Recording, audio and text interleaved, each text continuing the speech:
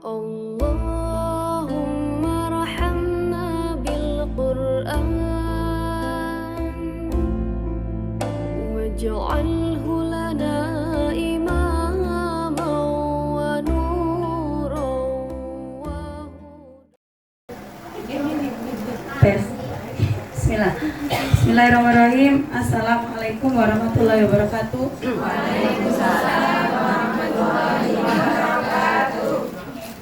Apa kabar semuanya? Alhamdulillah. Ya, alhamdulillah ya, ini ayah bunda ayahnya nggak ada. Ya, harusnya bagusnya itu yang namanya sekolah orang tua itu ya. Orang tuanya satu apa dua ya, Bu? Bunda-bunda dua atau ya, kalau misalnya ada yang satu kan itu qadarullah, artinya memang hadirnya, tapi rata-rata itu paling murid itu yang datang sergap itu siapa? Ibu-ibu ya.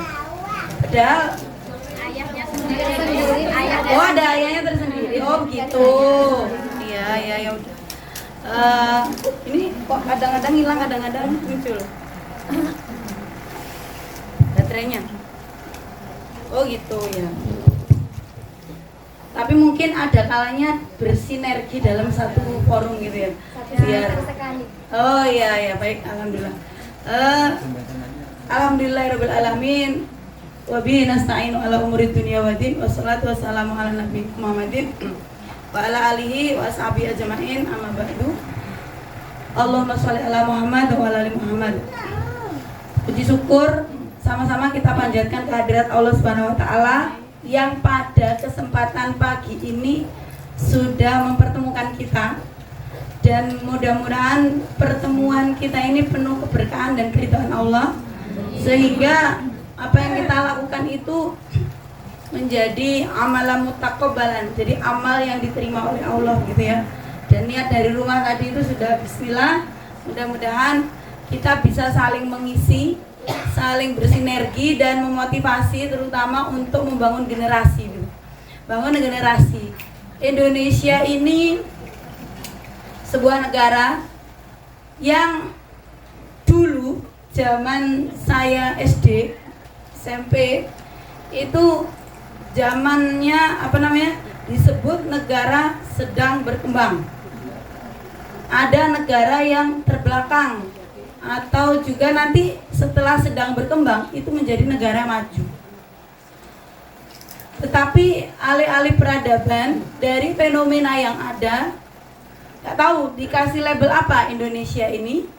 Faktanya bahwa generasi bangsa Indonesia ini itu secara kecerdasan dan IQ atau mungkin daya tangkap, terutama pasca pandemi, itu dites dengan beberapa sampel, dan ini valid karena yang melakukan adalah PBB, maksudnya itu internasional gitu ya. Kita nomor berapa? Nomor 3, tapi dari belakang, dari 78 negara kita nomor 76 gitu ya. Mengapa? Karena bangsa Indonesia ini ketika pandemi itu dampaknya luar biasa. Bahkan kita membenahi generasi pasca pandemi ini menjadi pekerjaan yang tidak mudah. Saya merasakan sebagai orang tua dan guru, alhamdulillah kalau anak-anak saya, alhamdulillah Allah masih menjaga, dan semoga terus terjaga, dan mudah-mudahan anak kita semua ya. Dan putra-putra panjenengan ini kalau sekarang di PAUD berarti usianya rata-rata di bawah 5 tahun. Mudah-mudahan Allah menyelamatkan ya, sampai nggak tahu nanti dunia ini bentuknya seperti apa, fenomena peradaban ini seperti apa. Dan ada yang membuat saya itu terusik dan merasa gelisah itu apa? Ada berita kemarin, beritanya itu macam-macam yang berkaitan dengan dunia pendidikan. Saya nggak tahu pasalnya dari mana, undang-undangnya mana yang menyatakan memang ya pendidikan itu tidak boleh, satu, kekerasan dalam pendidikan nggak boleh. Kemudian bahkan ada mengeluarkan anak dari sekolah dengan alasan apapun tuh nggak boleh, karena anak itu punya hak belajar.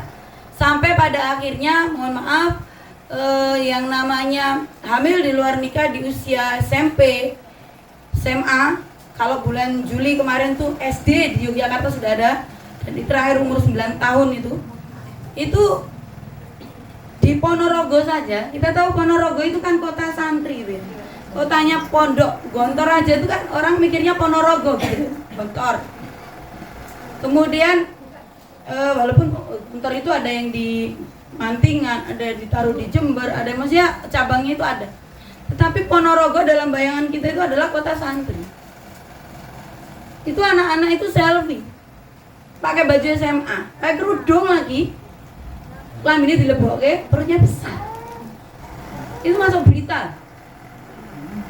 Dan saya cuman astagfirullah. Dan mereka itu kayak nggak malu sama sekali. Ini generasi kita, ini PR kita bersama.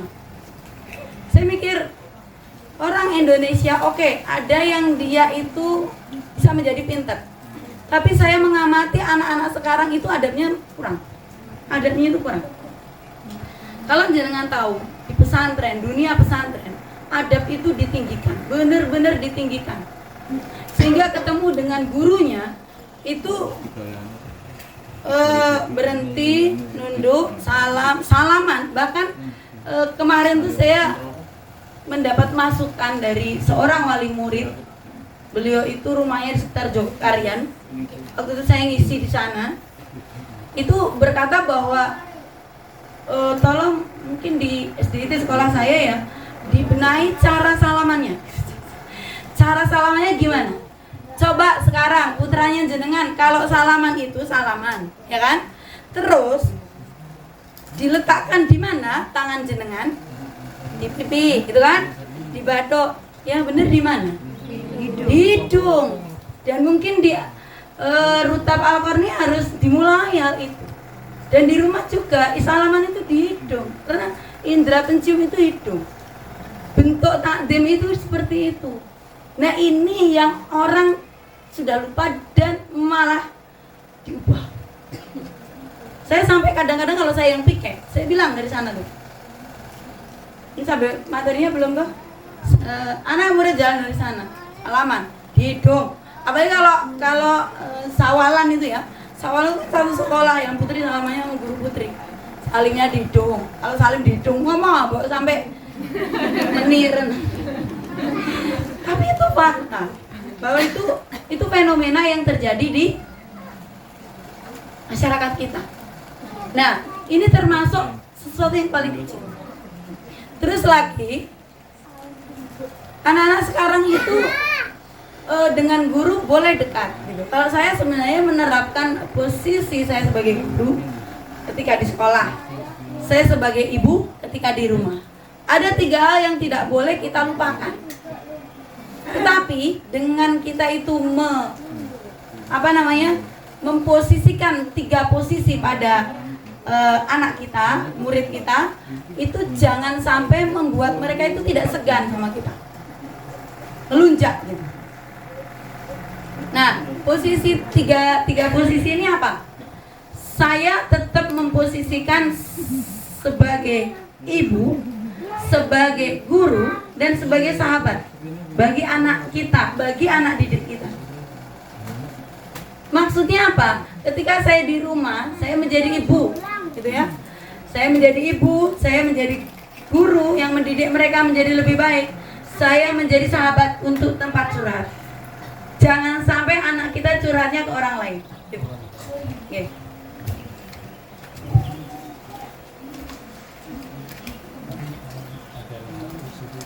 Enggak apa-apa. Oh iya, itu PDF ya. Sedap nggih? Nggih.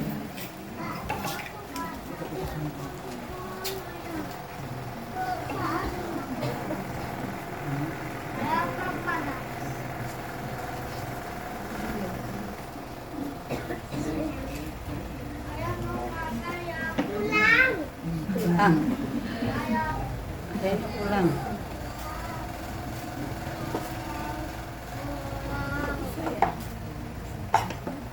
Siap.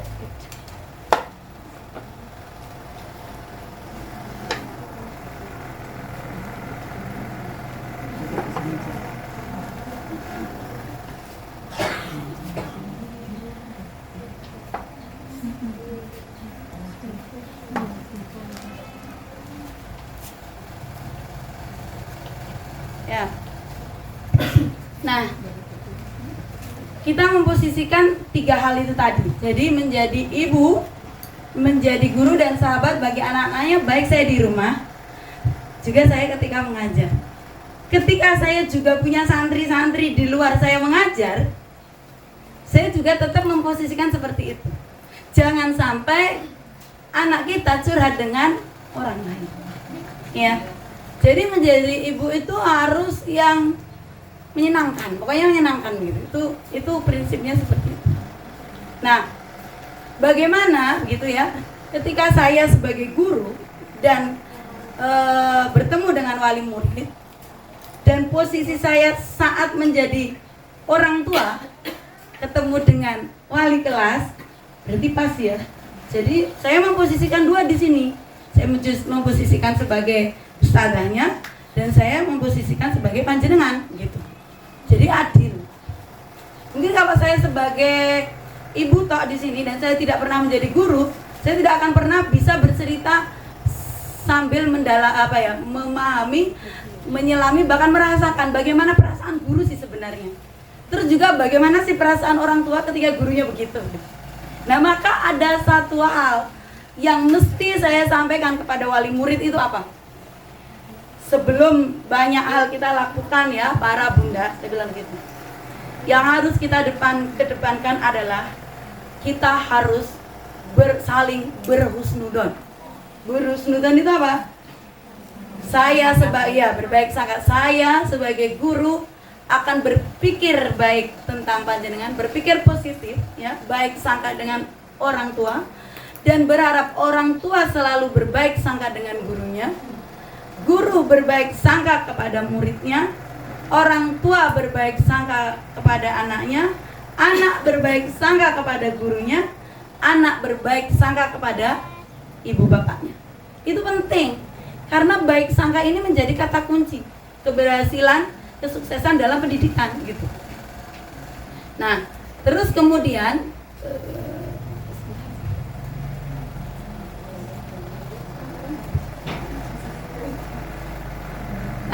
itu ya. Oh iya. Nah, maka dari itu kita harus menjaga benar-benar akhlak, adab, dan hal-hal yang berkaitan dengan bagaimana kita bisa menempatkan diri kita masing-masing, peran kita masing-masing gitu. Nah, itu. Nah, di sini bagaimana membangun sinergi? Saya selalu sebagai guru itu mesti mengawali dengan menyeringkan ya, mempunyai schedule jadwal untuk pertemuan dengan wali murid, itu pasti. Terus kemudian sebagai guru saya juga sering memberikan informasi kepada wali murid gitu ya, yang berkaitan dengan bukan hanya sekolah. Kadang-kadang ya, kalau ada sebuah kegiatan, kira-kira sama nggak sih antara wali murid saya dengan jenengan, atau juga saya sebagai orang tua itu sama nggak? Maksudnya gini, kalau di foto, ya, kan kadang-kadang ada anak nggak foto kan? Dulu anak saya kok nggak kelihatan ya, di mana? Tanya nggak? Ya itu, makanya saya kalau memberikan foto itu dengan penjelasan, sehingga tidak muncul kok anak saya nggak difoto sih gitu. Itu pasti. Atau kalau kok darullah ada anak-anak yang nempel saya dan foto dengan saya, itu nggak saya share ke grup, tapi saya japrikan ke orang tuanya, dan orang tua melihat keceriaan anak saat itu, hari itu ganti-ganti, maksudnya nggak hanya anak-anak itu aja, itu pasti bahagia. Makasih ya Us gitu. Kalau itu guru perempuan, sini gurunya perempuan semua. Kalau guru laki-laki, guru-guru moto gitu ya. Jadi kemarin saya ngajar kelas laki-laki, kalau kelas saya itu dipisah ya antara laki-laki dan perempuan. Nah, antara laki-laki dan perempuan itu dipisah. Sehingga ketika saya ngajar kelas laki-laki, saya foto, saya kirimkan ke ibunya. Oh, ibunya senang banget gitu. Ya Allah, alhamdulillah, terima kasih. Tanya sama saya, Ustadzmu pernah moto-moto nggak? Belum. Padahal ini sudah berapa bulan? Saya bilang masuknya Juli, Agustus, September habis, berarti udah 3 bulan ya. Nah itu. Nah, bagaimana membangun sinergi? Saya mengutip yang pertama itu dari hadis. Tawaduklah kalian terhadap orang yang mengajari kalian. Ini saya sebenarnya kalau di dalam pendidikan, guru itu bukan sembarangan. Orang mau jadi guru itu tidak sekedar mengambil di pinggir jalan untuk ngajar, enggak. Atau siapapun mau jadi guru itu enggak bisa. Enggak bisa. Semua melalui pendidikan yang formal. Bahkan dari step demi step, guru itu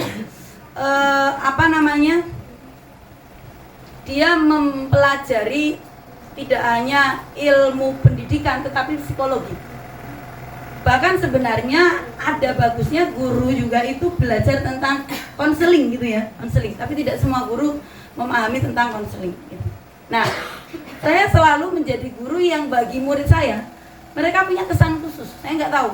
Kalau berpisah itu mesti pakai nangis-nangis dulu. Wali murid juga gitu. Saya juga nggak tahu. Padahal saya merasa biasa-biasa aja.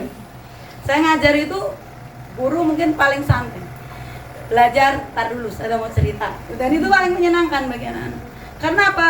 Belajar itu kalau di sekolah umum akademik ya terutama itu tidak sebegitu tidak sebegitu kalau SD terutama nggak sebegitu perlu terlalu ngotot untuk tenanan lah, ini kudu ngene enggak. Bahkan ketika saya waktu itu ada seorang guru ya di sekolah kami itu diajari kalau guru datang itu muridnya itu berdiri gitu kan, zaman dulu gitu kan gitu. Dicerita Upin Ipin katanya. Guru itu berdiri, murid itu berdiri dulu, guru datang. Terus kita menunggu di depan papan tulis, muridnya akan bilang beri salam. Assalamualaikum warahmatullahi wabarakatuh. Sika berdoa. Nah kemudian ada guru, saya belum sempat saya bilang tolong di kelas 4 ini, gitu ya, saya ngajar kelas 4 itu begini tolong dibiasakan. Dia bukan guru wali kelas, nah dia guru ngajar lintas. Ada yang kelas 5, kelas 6 diajar bahasa karena dia bahasa Inggris, bahasa Arab apa bahasa Inggris saya lupa. Nah kemudian apa dibilang? Lah kalau ada kayak gitu nanti sekitar berapa menit mengurangi waktu belajar lah. Menerapkan adab itu jauh lebih penting daripada ilmu. Kaidahnya apa? Al adab qabla ilmu, al ilmu qabla amal. Yang paling utama itu adalah adab. Makanya banyak pesantren, banyak sekolah-sekolah yang memang dia mengedepankan adab. Orang tuh kalau punya adab, ilmu itu mudah dicari ya. Karena dia bisa menempatkan diri. Contohnya apa? Kalau dia tawaduk sama guru, dia tertib di kelas gitu ya, dia manut, maka cepat sekali dia mencerna. Nah, zaman dulu yang namanya adab itu diprioritaskan. Bahkan ya, yang luar biasa itu apa? Seorang panglima perang yang namanya Al-Fatih itu, yang mampu menaklukkan Konstantinopel itu ya. Itu ayahnya menitipkan kepada gurunya itu, silakan tak pasrahke. Jadi kalau jenengan itu sudah pasrah, guru itu adalah orang tua kedua, sekolah itu adalah rumah kedua. Maka kalau sudah diasuh dan di rumah yang kedua tadi, diasuh orang tua yang kedua, di rumah yang kedua, maka silakan diserahkan sepenuhnya kepada orang tua kedua tadi, gitu. Nah, ayah Al-Fatih itu begini, dia bilang, silahkan anakku diajari sampai dia menjadi manusia yang beradab, menjadi manusia yang berilmu, dan mampu mengamalkan apa yang menjadi adab dan ilmunya itu tadi, gitu. Nah kemudian apa? Ayahnya tuh nggak pernah protes, anak raja, nggak pernah protes ketika dimarah, ketika mungkin dihukum, dijemur. Mungkin sekarang nggak ada. Sekarang kalau udah kayak gitu tuh dilaporin tuh, Bu. Ya, masuk penjara. Kemarin ada guru yang dipelontosin orang tua. Guru yang dikata-pel orang tua saya matanya buta. Astagfirullah. Guru yang diunek-unek ke orang tua. Ini berkahnya ilmu di mana? Saya itu kadang-kadang rada miris gitu. Kalau kita itu, jangankan kita marah di depan orang tua, di depan gurunya. Jangankan marah sampai ngetapel, sampai bacok, sampai bla bla bla yang diberita gak karuan itu. Itu generasi. Itu kenapa? Karena saya Abdul Qadir Jailani, ya, itu bilang keberkahan ilmu itu hilang kalau orang tua itu juga tidak mampu beradab sama gurunya. Jangankan tadi ya, bacok, apalagi menggunduli rambutnya gurunya, merendahkan gurunya, marah-marah gurunya. Kok jangankan itu, ngerasani gurunya itu udah nggak beradab juga sebenarnya. Menggibah itu nggak boleh. Gibah itu kabair, dosa besar. Saya itu ya sebagai guru di SD IT Luqman Al-Hakim yang jangan dikira begitu ya. Ketika saya di situ tuh pasti juga ada orang-orang yang hobinya gibah. Makanya saya tuh jarang keluar kelas ini. Apa? Nanti kalau udah ada omongan yang berkaitan dengan yang tidak benar, saya minggir. Karena apa? Saya sendiri tidak pernah menjamin lisan saya untuk tidak ikut kepleset. Karena itu kabair, dosa itu nggak bisa diampuni. Dosa gibah itu nggak bisa diampuni, perlu dicatat itu hadisnya sahih. Loh kok bisa? Terus gimana? Caranya amal kita diambil, nanti dikasihkan ke orang yang kita gibahin. Jadi makanya orang yang punya gibah itu adalah orang yang muflis. Kenapa? Dia itu diambilin. Oh habis ini gibah A, ambil kasihkan A. Besoknya gibah B, ambil lagi amal sehari kasih B. Pelan-pelan dia muflis, rugi. Nah ini yang perlu. Makanya bersabar. Kadang-kadang guru itu punya metode, punya cara, ya, untuk mendidik anak-anak itu supaya benar. Walaupun saya mungkin tidak melawan kekerasan, tidak. Tetapi ketegasan pada seorang murid, seorang anak itu penting. Saya selalu berprinsip bahwa kita menjadi seorang guru yang tegas, menjadi orang tua yang kadang-kadang, ya bukan kadang-kadang ya, ada waktunya tegas. Itu seperti nek jenengan ngunduh layangan tuh. Ngumpul ke layangan itu kan mesti dikencengi, dikendorke, ya kan? Ada masanya kita kasih ruang mereka berekspresi, tapi ada masanya kita kencengi untuk dia itu bisa nanti terbangnya tinggi. Seperti itu. Bahkan yang namanya tanaman kayak labu, kayak markisa itu ya, kalau kita biarkan dia loske aja, dia nggak akan nggak karuan bentuknya. Tapi kita kasih pagar, kita kasih apa sih namanya, besi yang ditata, terus nanti dia ada alurnya untuk berjalan. Nah, itu tapi jadi indah. Umpamanya di sini tuh ada dibuat seperti itu, jadi atap nanti. Nah itu sama dengan proses mendidik. Maka sampai Imam Syafi'i itu nggak tak masukkan ke sini ya. Jadi bersabarlah terhadap kerasnya sikap seorang guru. Sungguhnya gagalnya mempelajari ilmu itu karena dia musuh gurunya. Dia musuh gurunya. Zaman sekarang murid nggak suka sama gurunya itu ada. Bahkan murid kemarin tuh dengar saya tuh, saya bilang, kok kamu kayak gitu? Ada ustadz yang memang namanya bapak-bapak kadang gitu ya, dia ngomong tuh kesannya galak gitu, kesannya itu kalau sepanjang saya bergaul nggak pernah kayak gitu sebenarnya bapaknya ustadz tersebut.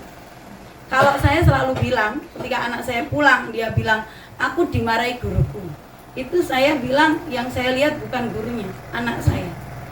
Kamu ngapain? Guru itu marah atau menegur kamu bisa punya maksud baik, seperti halnya ibu kamu, ya. Coba kamu di luar sana, yang bukan di sekolah Islam, yang bukan di rumah ini, orang marah itu nggak kayak gitu. Orang marah itu maki-maki, orang marah itu miso-miso, bahkan orang marah itu sampai bacok-bacok gitu ya. Itu di luar, saya bilang. Nah itu belum marah. Dan ketika anak saya pulang juga bilang, ustadznya galak. Saya nggak berpikir bahwa ustadz itu galak. Saya tidak selalu menerima mentah-mentah apa yang dilaporkan anak saya, gitu. Saya buat image guru itu mesti bagus. Gak seperti itu. Selama Umi kenal dengan beliau, tidak pernah bersikap yang seperti itu. Dan ketika mungkin ada anak yang ditegur, bisa jadi itu karena keterlaluan. Sekarang tak tanya, anak saya nomor 1, pernahkah kamu ditegur? Enggak. Pernahkah kamu dimarahin? Enggak. Nah, kenapa kamu bilang galak? Dia marahin temanku. Sekarang temanmu ngapain gitu? Rame di kelas. Ya jelas, saya bilang. Pasti ditegur. Karena apa? Kita itu harus memposisikan sebagai murid itu pada tempatnya itu tadi. Nah, maka ketika Al-Fatih itu sempat dihukum sama gurunya, orang tuanya nggak marah. Nah, ada satu lagi cerita ya tentang kisah Syekh Abdul Qadir Jailani ini. Beliau itu kalau ngajar ya sebagai seorang guru. Ini yang kadang-kadang saya juga lagi pikir gitu ya. Seorang guru, beliau ngajar muridnya itu, saya itu orang tuanya yang diajar tuh orang kaya gitu ya. Ada orang kaya, orang biasa, tapi waktu itu orang kaya yang protes tuh orang kaya. Biasanya orang-orang kaya itu pada protes gitu ya. Sekolah saya bilang, saya bayar mahal-mahal kayak gini ya. Malah murid saya itu pernah bilang, bayarnya elit, fasilitas sulit. Astagfirullah, ini omongan siapa ini? Anak SD gitu. Kulakan dari mana? Dari orang tuanya kan yang bisa-bisa kayak gitu. Anak tuh dari mana ya kalau enggak? Astagfirullah, saya bilang gitu. Ngelus dada saya dengan murid-murid saya itu juga kadang ngelus dada. Fakta, tapi itu fakta. Guru dimaki-maki, paling murid ada. Kemarin tidak sekolah disemprot gara-gara meliburkan lebih cepat dari biasanya habis sebelum terima rapot itu loh. Komplain, saya bayar sekolah mahal, kenapa diliburkan itu? Karena itu lebih terus. Padahal anak-anak itu bilang apa? Seneng libur. Pernah ada yang lihat video yang lucu itu nggak? Apa kurikulum merdeka, full day yang anak-anak kecil itu. Marai raiso dolanan layangan. Anak itu dunianya bermain gitu loh. Dunianya bermain. Bang, di sekolah kami itu ya. Itu kalau jam setelah duhur itu jamnya gini. Masuk jam 1 kurang seperempat sampai jam 2 kurang seperempat. Nanti jeda 5 menit, jam 2 kurang 10 sampai jam 3 kurang 10. Kenapa kok jedanya kurang 10? Karena yang 10 menit untuk persiapan sholat, wudhu dan sebagainya. Jadi maksudnya gitu, istilahnya nggak 15 menit. Sing jenenge 5 menit wae. Ijen metu bal-balan 5 menit ya apa nggo medun tangga dari lantai 3. Udah habis, tapi ya sempat-sempat kayak gitu. Tapi ya memang anak itu kayak gitu. Gak bisa bal-balan, gak bisa seperti ya. Nah, saya menulis ya, ayah, bunda semua begitu ya. Keberkahan ilmu seorang anak itu bukan hanya ditentukan oleh penghormatan anak sama gurunya. Penghormatan dan penghormatan kepada sumber ilmu Pak. Tapi kadang-kadang kita sebagai orang tua itu juga menghargai guru. Kita wali murid itu sering ada anak tuh yang pinter ngomong karuan. Nanti berita menyebar. Saya sering dengar gitu di tempat saya tuh. Saya bilang astagfirullah gitu ya. Aku nggak takut itu jadi bumerang dan berkahnya ilmu itu nggak ada. Nah, Syekh Abdul Qadir Jailani itu gini. Beliau tuh kalau di pesantrennya, kalau makan, kalau di sini makan gurunya terakhir kali ya. Makan itu muridnya itu yang menunggu gurunya. Gurunya makan dulu, baru setelah itu sisa, bukan sisa sebenarnya, kelebihan dari makanan makanya dibagi itu. Maksudnya gurunya mendahului, terus muridnya itu didulu. Mungkin kalau kita bareng sih nggak apa-apa, asal mungkin disendirikan kan gitu. Nah karena mungkin zaman dulu jadi satu, terus kemudian dia ngambil dulu. Setelah itu baru muridnya. Nah dalam pandangan orang itu sisa, gitu kan? Yang orang kaya tadi, orang kaya kan anaknya mesti dipenuhi apa-apa. Saya bilang kayak gini, saya itu nyekolahin di sini, bayar, banyak uang saya keluar. Tapi mengapa memperlakukan anak saya seperti ini? Marah. Kalau begitu, apa yang dilakukan oleh Syekh Abdul Qadir Jailani seperti itu, saya ambil anak saya. Marah-marah kan? Diambil, dibawa pulang. Ternyata di perjalanan, anak itu ditanya tentang ilmu syariat, tentang ilmu fikih, tentang ilmu-ilmu yang sudah diajarkan. Bisa jawab semua. Lalu, gitu ya.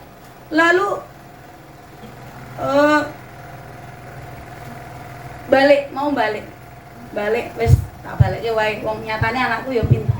Dalam pikiran orang tua itu kan gitu.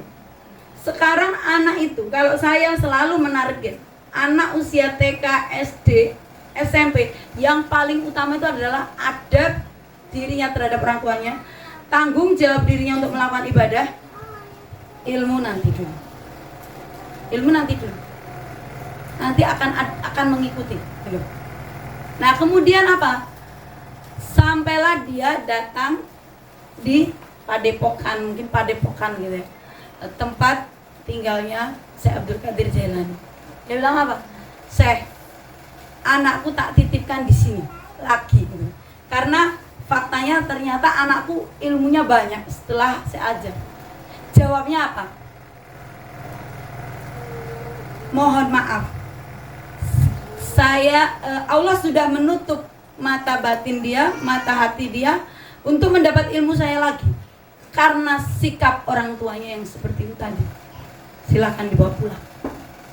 Karena basirohnya Syekh Abdul Qadir Jailani itu tajam. Karena dia kayak wali. Apa? Dia akan tahu bahwa anak itu kalau diajari lagi nggak bisa karena sikap orang tua. Coba bayangkan, ngeri. Generasi yang di belakang nanti itu seperti apa? Maka keberkahan ilmu itu yang kita cari. Kalau dapat sedikit, guru itu manusia lah, saya bilang gitu. Ya. Jadi suatu renungan bagi kita para mendapati anak-anak kita mengalami kesulitan belajar itu bukan dia nggak mampu, tetapi kadang-kadang itu adalah apa? Adab kita sebagai orang tua. Gitu ya. Anak-anak saya kalau cerita gurunya kayak gini, oh saudara itu kayak gini. Saya bilang, gak ada guru itu yang gak ada kayak gitu. Umi juga menegur muridnya. Gitu. Saya itu kalau mau masuk kelas gitu ya, itu sampai ada videonya. Apa? Disambut sama murid-murid saya. Ada lagunya. Sampai di rumah kata ibunya itu apa? Anak saya itu heran. Lagunya itu yang nyiptain temennya katanya. Lagunya itu Ustadzah Roma. Disambut tuh dari tangga. Sampai ke kelasnya itu.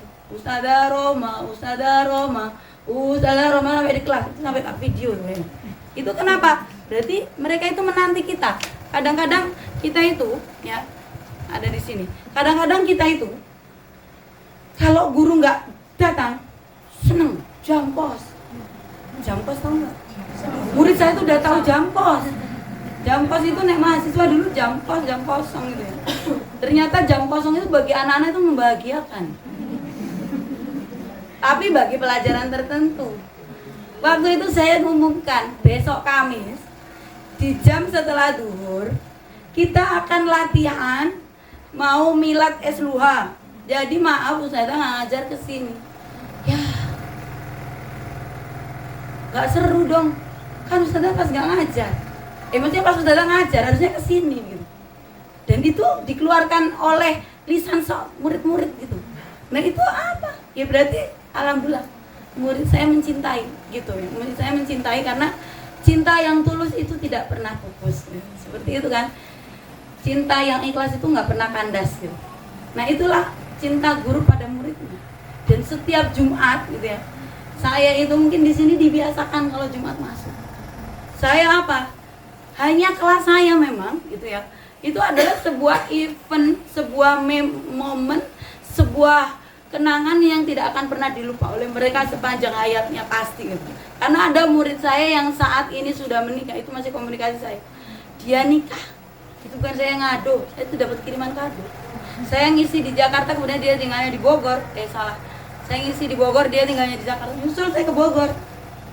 Cuman kadang ngasih buku apa begitu. Ngasih hadiah apa. Karena dulu itu nggak mau makan saya nyuapin. Itu umurnya udah 28 sekarang. Kalau nggak 30 lahiran 93 30. Saya tuh dikasih tas. Tas saya kayak gini tuh, mananya kayak gitu. Saya tuh kayaknya tas kayak gitu. Itu harganya itu antara 150 sampai 150-an. Itu murah gitu. Bahkan saya kalau dapat souvenir tas dulu itu di Persalinan Mariam itu dapat tas ransel. Tak pakai terus gratis. Saya bingung kalau dikasih tas mahal. Akhirnya tak pakai kemarin tuh kalau buat jangoman tuh. Beberapa yang ngasih kayak gitu loh, tasnya itu yang mirip merek apa itu namanya? Ada yang Gucci itu loh, tapi itu ori, bener-bener ori, ada dicek sama anak saya. Ini harganya mahal nih. Terus ada yang nanti tesnya itu namanya les Katino. Regane kok ya Mas urung dilangi yo. 1 juta koma. Gek tak nggowo nek tas perempuan itu loh Bu yang untuk jago manten itu kan. Aku tuh tas Doraemon nih. Yang masuk apa masuk itu. Itu nggak dicari di situ ada apa-apa. Ya ada pulpen, ada spidol, ada apa? Maaf ya kalau perempuan kayak pembalut ada bedak, ada pasta gigi, ada sikat gigi, sabun muka, itu semua. Ada kerudung ganti nanti buat acara, masuk semua loh. Coba kalau tas kayak gitu masuk apa? Dompet, gak cukup, lu nggak bisa masuk. Ya. HP, iya. Saya bawa suami saya juga di situ. Ya artinya apa? Ya itu apa bisa keluar gitu. Nanti kalau dibuka keluar macam-macam gitu. Nah itu kesan seorang guru itu mencintai muridnya itu begitu. Makanya kadang-kadang saking mencintainya itu mungkin ada guru kalau masih muda itu. Guru itu kalau masih muda itu kan emosinya itu lebih ya, emosinya lebih. Kalau sudah tua itu kayak ke cucunya gitu, beda seperti itu. Dan mereka itu ya seperti itu. Nah, tiap Jumat, ya saya ulang, tiap Jumat tuh saya bilang anak-anak, kalau Jumat kita berbagi. Jangan, nggak perlu beli yang macam-macam. Saya bilang, apa yang di rumah kamu yang bisa kamu bagi. Saya sendiri juga mengajari sering berbagi. Saya kalau sekolah itu mesti bawa keripik, bawa apa yang ada di rumah saya bawa gitu, saya bagi gitu. Dan mereka itu terkesan gitu. Dan tiap Jumat itu ada forum khusus. Kalau pagi kan kita baca Al-Maksurat ya. Tapi setelah Al-Maksurat, setelah sholat duha, kita buat lingkaran. Terus kita akan doa khusus karena ini adalah hari Jumat. Di hadis itu mulai terbit matahari sampai terbenam itu 12 jam itu ada waktu-waktu yang doa itu akan dikabulkan. Kita nggak pernah tahu doa itu dikabulkan. Tetapi kita mulai hari dengan doa khusus untuk warga kelas kita. Ya. Kalau di sini kan orangnya sedikit, bisa bareng. Terus kemudian saya doakan mereka supaya apa? Tidak hanya pinter, iya, solihah, iya, berakhlakul karimah, iya. Terus jangan sampai tukaran dengan temennya. Iya, soalnya kadang-kadang tukaran dengan temennya itu lapor orang tuanya sejodaan mereka sudah akur. Begitu, makanya kalau ada anak bilang tukar dinakali temennya, nggak perlu gusar, nggak perlu marah-marah. Terus sudah kita doakan mereka pinter, jadi orang yang akan diberikan kemudahan beramal soleh, kemudian seperti itu. Dan supaya orang tua itu juga nanti baik sama kita. Ketika saya sudah menyebutkan murid saya ya, jadi orang yang kaya amal, kaya ilmu, kaya harta, buat sanggup dunia dan akhiratnya. Setelah itu saya saya doakan orang tuanya. Semoga orang tua kalian yang ada di kelas 4A ini banyak hidupnya berkah, mendapat keridhaan Allah, hatinya penuh dengan prasangka baik, rezekinya banyak gitu ya. Terus kemudian banyak kemudahan. Sampai juga sebut kalau ada orang tuanya punya hutang juga bisa ngelunasin gitu ya. Iya, itu doa dengan ketulusan. Doa itu kalau tulus tuh Masya Allah. Setelah itu kalian juga mengaminkan doa untuk gurunya, untuk ustazah punya asisten, untuk ustazah Roma, sebutin. Mereka itu masih polos-polos kalau mereka ngaminin itu Masya Allah. Terus juga ustazah asisten saya itu tiap Jumat. Dan mereka membawa makanan dari rumah, tapi ada juga yang orang tua yang luar biasa beliin susu sejumlah anaknya. Sedekah nggak, itu nggak dipaksa, nggak digilir juga nggak, yang mau aja. Ada yang kadang-kadang beli roti goreng apa galundeng bolang-baling itu ya nanti dibagi. Kalau muridnya 20, 21 itu ya, kalau dia bawanya 10 ya kita potong. Ada yang nggak mau juga kadang. Terus ada yang anak itu yang sering kadang-kadang bawa beng-beng itu sejumlah sak gurunya 23. Bukan karena saya mau dibagi, bukan, saya juga bawa gitu ya. Ada yang bawa anggur, kadang satu-satu ngambil. Jangan kan aja bawa itu loh, citos apa yang citato kayak gitu kan, kentang itu kan. Mesti ada yang anak suka kalau dia tidak dibatasi, dia ngambilnya lebih dari satu. Saya bilang kamu kelilingin, gantian nanti yang keliling, ambil satu. Ya udah, sudah selesai berbagi di Jumat ini, saya doakan Siapa yang berbagi dan belum sempat berbagi, yang sudah berbagi diganti yang lebih banyak rezekinya sama orang tua. Orang sama Allah untuk orang tua kalian. Sampai seperti itu. Dan itu mengena banget. Jadi ketika mereka berpisah kelas dengan saya, itu masih datang ke kelas saya, memeluk. Sampai ada chat itu yang bunyinya itu, aku cinta ustadzah gitu. Bentar.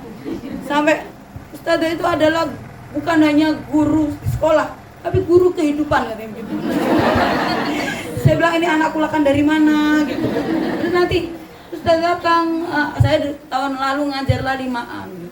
Ustadzah, aku kangen sama ustadzah, kangen nggak sama anak kelas 5A begitu. Terus ketika apa itu,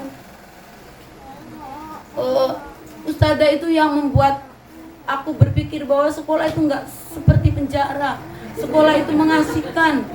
Apa itu ada itu belum terhapus sampai ditulis gitu. Iya, dan itu di chat di ini. Terus saya pernah dalam rangka hari guru kasih yang namanya medali ustadzah the best forever and ever gitu. Ini sampai begitu. Nah, ini apa namanya itu masih ada, saya simpan chat-chat mereka itu apa namanya. Terus nanti tiba-tiba dia bilang, sedih banget, besok ketemuan ya kita, iya kayak gitu. Itu tuh masih ada.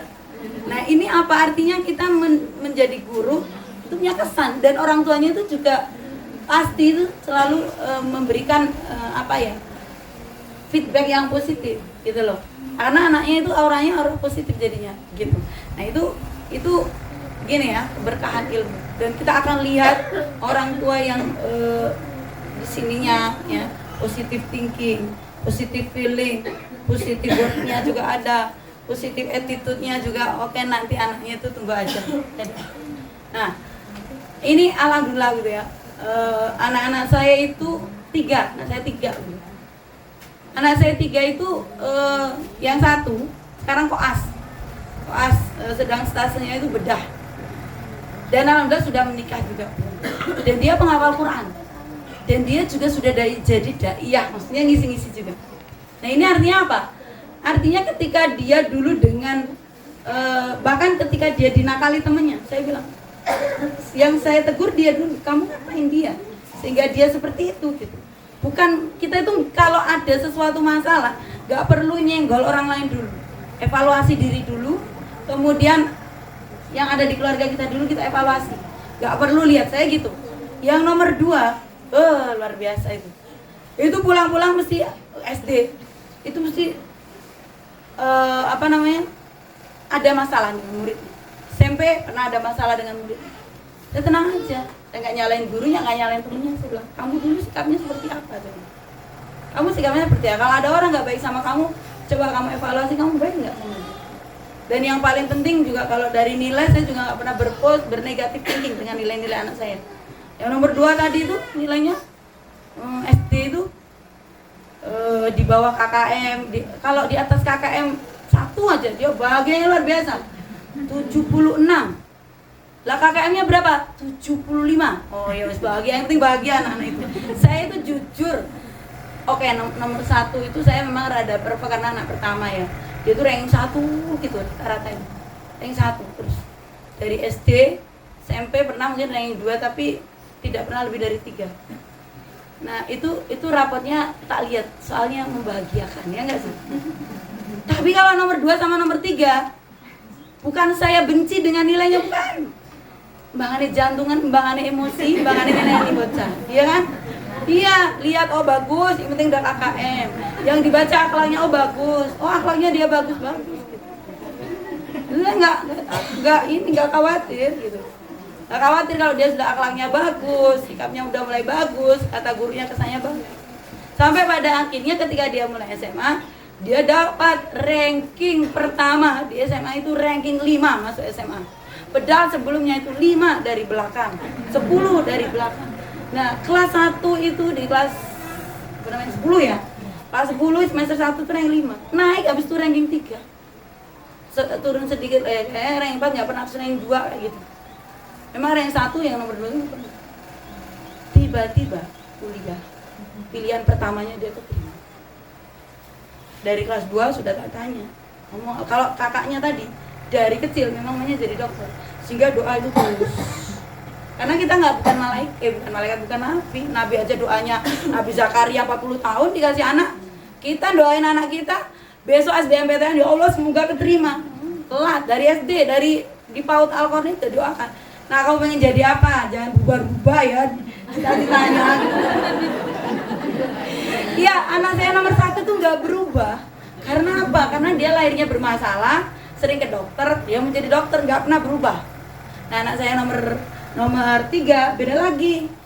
Dia itu, aku tuh sebenarnya mau jadi arsitek, tapi aku tuh kok pengen jadi guru ya, yang laki-laki tuh. Lah kenapa? Enak jadi guru itu. Berarti dia lihat ustadznya, cuman ada malesnya. Kenapa? Itu kayaknya kalau ngoreksi kok banyak ya. Itu mama kelas 2 SD. Iya, ternyata dia lihat ibunya kalau koreksian setumpuk gitu. Oh iya, itu masih ganti lagi. Kadang jadi pilot. Jadi apa? Saya baru kalau yang nomor 2 tadi tanya, dia juga ganti-ganti tapi kelas 2. Kelas 2 harus hadapan mata nih dengan ibunya. Karena doa yang paling manjur itu dari ibu. Doa yang paling manjur itu dari ibu. Doa ibu itu mengguncang arasi. Bahkan kata ulama begini, ada orang tuh ulama 70 dibandingkan ibumu, doanya manjur ibumu ke anaknya maksudnya. Makanya ibu itu harus berperilaku baik, makanya doanya manjur. Nah, terus kemudian apa? Mau ilmu komunikasi, oke. Entah kuliahnya di mana, yang penting negeri ilmu komunikasi aku terima. Dan yang mencengangkan gitu, dia bahasa Inggrisnya itu nggak kayak saya tadi. Saya bilangnya apa? The best, forever and ever, itu kan bahasa Inggrisnya Imogiri. Dia ngomongnya tuh kayak Inggris bener itu. Suatu ketika dia selalu bertanya jadwal Umi itu apa gitu kan. Dia bertanya, kalau saya di rumah malah heran, kok tumben di rumah. Hari ini juga nanti saya pulang Isya gitu. Dia pakai bahasa Inggris, intinya schedule-nya apa, tapi awal-awal saya nggak paham. Konita, namanya Zidnia Nurakonnya, yang nomor 1 Salma. Konita, tolong ngomong bahasa Inggris yang medok gitu. Ya, bahasa Inggris yang medok. Dia pakai bahasa Inggris dimedokin. After this gitu. Padahal kan bahasa Inggris sebenarnya kan nggak after this. Ya pokoknya angel lah, saya nggak bisa ngerok gitu. After this gitu. Intinya schedule-nya itu apa aja. Aku bisa jawab. Payah katanya. Umi itu payah bahasa Inggris kayak gitu. Lah aku bisanya yang kayak gitu. Jadi kalau ngomongnya Inggris beneran, jadi dia semester 3 semester 3 dia sudah magang di kantor internasional. Dia bahasa asingnya bahasa Korea oke. Ya itu dampaknya dulu waktu pernah itu sempat suka Korea itu, tapi sudah enggak. Dia ambil sisi positifnya aja. Hikmahnya dia pintar bahasa asing. Sampai ngelindur itu pakai bahasa asing. Karena dia juga mengaku. Oh, saya bilang gitu. Kadang-kadang kalau ngomong minta apa itu ya pakai bahasa Korea, bahasa Inggris kan nggak paham. Ada yang paham. Dia ngomong begopa, tahu nggak begopa? Lapar Bruno gitu ya. Begopa itu bahasa Korea, lapar ternyata. Aku tahu bilang gitu, jadi tahu. Nah itu terus kemudian dia semester 3 magang di kantor internasional. IPK-nya saat itu 3,72 kalau nggak 78. Kemarin lulus semester 4 selesai. Itu IPK-nya 3,9. Itu anaknya itu yang SD itu ranking 5 dari belakang. Rasa kok kan didelok rapote, dongake wae wis. Itu, dan berpikir positif sama gurunya dan percaya sepenuhnya sama gurunya. Gitu. Saya nggak protes. Ada. Ini jenengan nggak bisa ngajar anak saya apa piye toh? Kok bijine elek? Enggak, saya bilang memang anak saya begitu. Ukurannya begitu. Sampai saya itu sempat terlintas buruk sangka sama anak saya itu apa? Buruk sangka enggak ngata-ngatain enggak. Sing nomor 1 ketoknya neng negeri sok keterima universitas. Terus saya yang nomor 2, saya sampai jalan-jalan naik motor tuh lewat UAD, lewat universitas swasta sing nek ora mahal banget, tapi ternyata UAD-nya mahal banget saya gitu loh. Wah, dulu tuh sempat mikir universitas swasta yang enggak begitu mahal nih anak saya enggak keterima itu gimana. Ternyata dia itu lulus SBMPTN-nya itu 690, sementara ilmu komunikasi itu 640. Susuk itu, susuk 50. Nah, itu artinya Masya Allah, itu kalau orang tua itu ya di sininya positif, di sininya jangan negatif. Di sininya kan ada kadang gitu ya. Kayak kata teman saya itu blangkon itu ya bagus di sini, bendol gurine gitu, jangan. Jadi ya kayak peci lah, depan belakang halus gitu ya. Peci kan menggambarkan kesolian, kebaikan gitu. Saya nggak pernah merasa mikir apa sama gurunya, pokoknya percaya abo diseneni ora apa-apa, abo dihukum nggak apa, saya nggak masalah. Itu yang saya terapkan pada diri saya ketika saya menjalani sebagai orang tua. Karena saya mau apa? Saya mau anak saya itu bisa seperti itu. Nah ini yang nomor 3 belum tak ajak 4 mata. Mau jadi apa? Belum. Saya masih bingung, kalau doa kan bingung. Ya karena kan kalau ketima ilmu komunikasi ya, terus akhirnya seperti itu. Apalagi yang namanya doa itu diangankan, itu hadisnya ya. Doa itu diangankan, dinginkan terus, dieling-eling terus.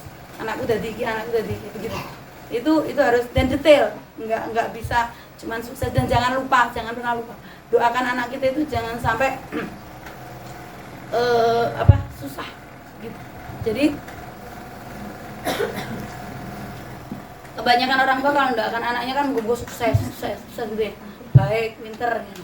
Tapi lupa jangan sampai dapat ujian yang berat. Itu termasuk juga harus kita doakan. Jangan sampai mendapat hal yang buruk. Kita harus doakan karena kadang-kadang itu juga penting. Nah itu makanya kalau saya sebagai guru mendoakan orang tua, saya ketika saya posisi di rumah saya doakan guru. Ya, jadi ada imbal balik. Di situ tuh penting kekuatan doa itu senjata bagi orang yang beriman. Benar. Doa itu yang mampu mengubah takdir, doa itu senjata. Layaduru qadoa ila doa. Doa silahul mukmin. Layaduru, tidak ada yang mampu mengubah kodok atau takdir kecuali doa illa doa.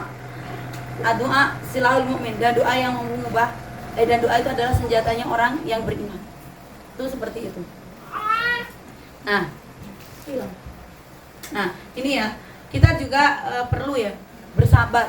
Ada orang-orang yang menyeru kebaikan dan pasti punya niat-niat yang baik ya dari para guru itu tadi, sehingga tadi dibilang kalau ininya lolang itu. Jadi kita harus sama-sama bersabar. Saya juga dengan orang tua juga mencoba ini. Ada orang tua yang anaknya itu, maaf ya, jangan pernah guru juga, mungkin saya juga berpesan, karena guru juga jangan pernah berpikir anak ini dia itu lo agak lo. Jangan, saya sangat benci dengan guru bilang anak itu lo, anak itu nggak boleh. Pokoknya walaupun begitu udah ditahan itu guru. Ya, saya nggak pernah. Anak ini nggak bisa, nggak pernah. Ada murid saya yang orang tuanya itu sangat pesimis. Saya bilang Pak, motivasi, doa jenengan itu luar biasa. Dan harus yakin putranya itu bisa. Ya, ada seorang ulama yang bernama Syekh Said Ibnu Musayyab itu bilang apa? Ketika aku ingat anakku, aku tambah rakaat sholat. Jadi saya biasanya juga mengiringi anak-anak ujian, mengiringi hari-hari dengan sholat untuk anak-anak saya, menambah sholat tahajudnya untuk anak-anak saya. Bahkan kalau waktunya luang, setiap satu anak 2 rakaat. Habis itu setiap satu anak 2 rakaat. Itu yang dibiasakan oleh riyadonya para ulama seperti itu. Nah beda, zaman sekarang itu kadang-kadang tuntutan itu akademis. Jangan pernah bangga ketika matematika nilainya 100. Jangan pernah kecewa ketika matematika yang nilainya jelek. Karena itu bukan jadi ukuran masuk surga. Ya, karena yang paling utama tanggung jawab kita itu adalah mendidik agama kepada anak-anak kita. Itu yang penting. Agama, adab itu penting. Walaupun nanti matematika bisa dikejar. Karena orang yang sukses itu bukan jurusan sains aja. Saya malah bilang murid saya, ada yang mengejek, IPS itu nggak penting.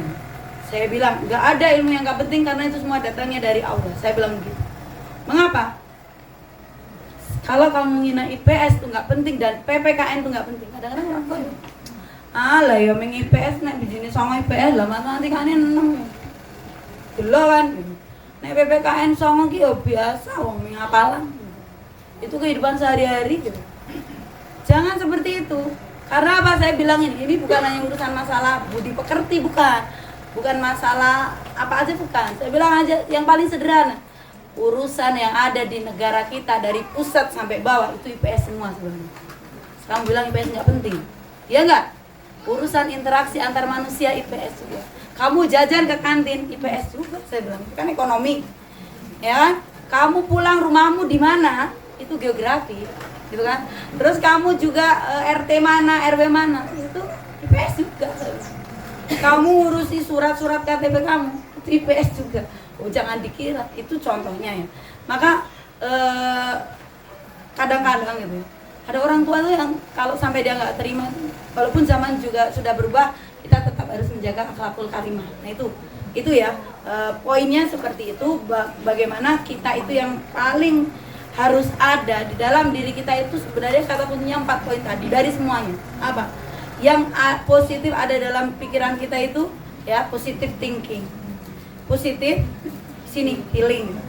Positif di sini. Apa namanya di mulut, di lisan kita. Buatnya, buat. Terus attitude-nya, bahasa tubuh. Jangan bahasa tubuhnya nampak baik, lisannya baik, di pikirannya buruk, hatinya buruk, gak nyambung. Bahkan itu bukan hanya ke gurunya, ke anaknya juga. Pokoknya anaknya saat ini baik. Ambok mungkin dia itu tantrum gitu. Pokoknya berpikir baik. Karena kita tidak tahu masa depan mereka. Semua yang terjadi itu tidak pernah lepas dari yang namanya kehendak Allah ya. Ya mungkin itu aja sharing. Mudah-mudahan kita semua diberikan jalan-jalan kemudahan gitu ya. Dan Allah memberikan kepada kita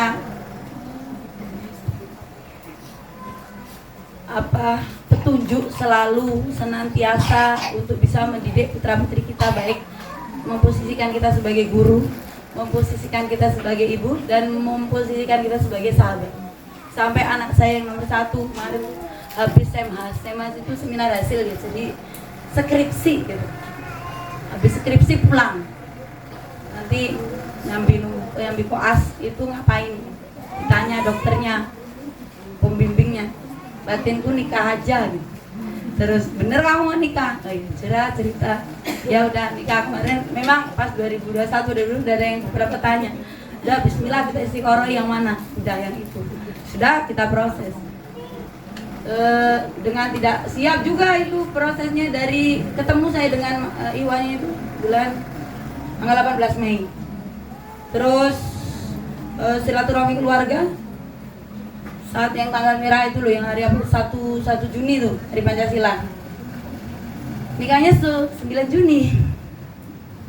Ya seperti mimpi ya, cepat alhamdulillah gitu ya. Sekarang koas itu berat, terus ada temennya gitu ya. Mudah-mudahan putra-putrinya jenengan juga diberikan kesuksesan dunia akhirat ya, dimudahkan belajarnya.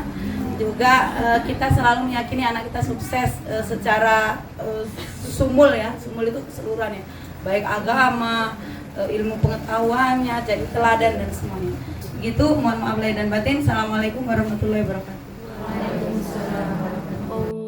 Allahumma rahamna bil Qur'an waj'al